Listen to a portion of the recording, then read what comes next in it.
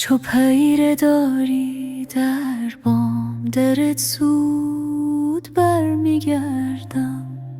ستاره ها همراه سایه من، تو را فراموش نکردم. در خواب باد چمن زارم، ناله هات می آید. من سلطان قلب دیوانم، تو جان منی بیا.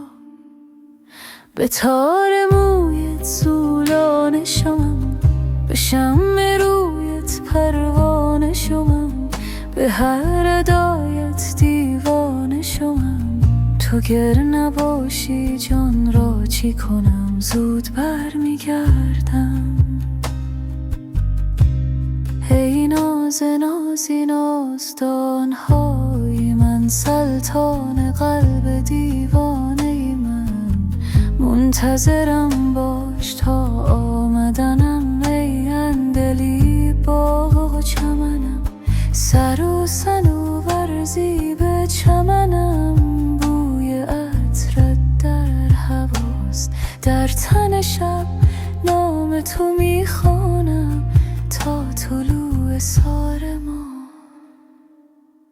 به تار مویت زولانه شوم، به شمع رویت پروانه شوم، به هر ادایت دیوانه شوم.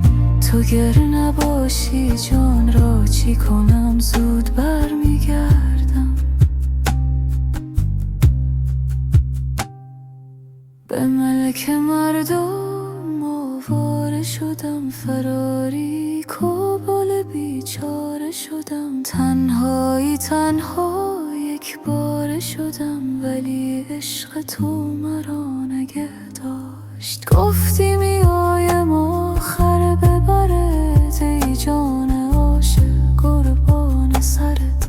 همینجا میمانم تا دوباره لبخندت را ببینم.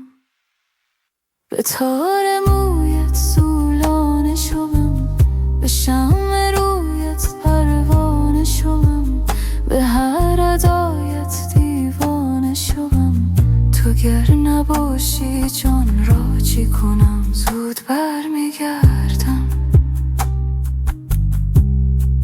زود برمیگردم.